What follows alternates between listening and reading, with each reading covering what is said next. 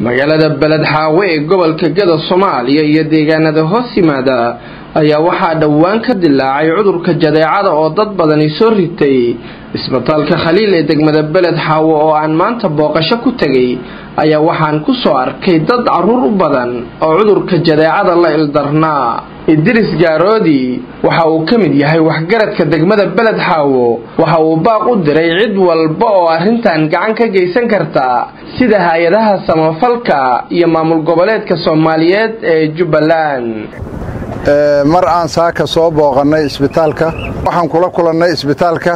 dad aad u badan oo cudurrada jadeecada soo riteen oo bishan ugu dambeysay kaliya la sheegay ilaa 300 iyo hayay inay yihiin degmadan malaha wax gaari oo ambalaas ma laha waa nin walba oo baadiyihiisa asaga gaariga ka soo kareysto sidaas darteed waxaan codsanaynaa hay'adaha iyo muxuu ahaa maamul goboleedka Jubbaland iyo waxaan ka codsanaynaa in isbitaalka loo soo gurmado xagga daawooyinka maadaama cudurkan jadeecada oo gobolka Gado faraq kulul ku hayo ay hadda ugu dhib badan tahay meeshan Balad Xaawe la yiraahdo in loo soo gurmado daawooyin loo soo gurmado.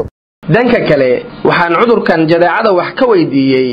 Dr. Maxamed Aadan oo isagu ka howlgalo mid kamid ah goobaha caafimaad ee gaarka loo leeyahay ee ku yaala degmada Balad Xaawe.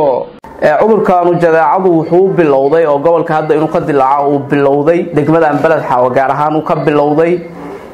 bartamihii bishii January ayaa kiisaskii ugu horeysay aan aragnay oo nagu soo bilowdeen bishaas dhexdeedu aad bay kiisasku sporadic u ahaayeen oo goos bishii February wixii la soo gaaray aad ayay u bateen kiisaskii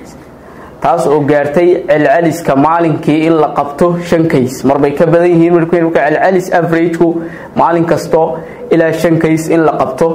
ayuu celcelis ku noqday haddana dadka dhintay ilaa hadda aan arugu tirada aan ogahay inta la soo sheegay inta isbitaalkan ku dhimatay ilaa 10 kiis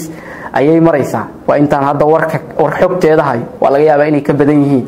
10 kiis oo ku sheegay 8 kamid ah waa baadiyaha taas macnaheedu waxa weeye waa un iceberg phenomenon waa hirkii intii ka soo baxday yani intaan laga warhaynin ayaa ka badan. Maxamed Sheekh Maxamuud Lafagari wararka STN degmada Balad Xaawe ee gobolka Gado Soomaaliya.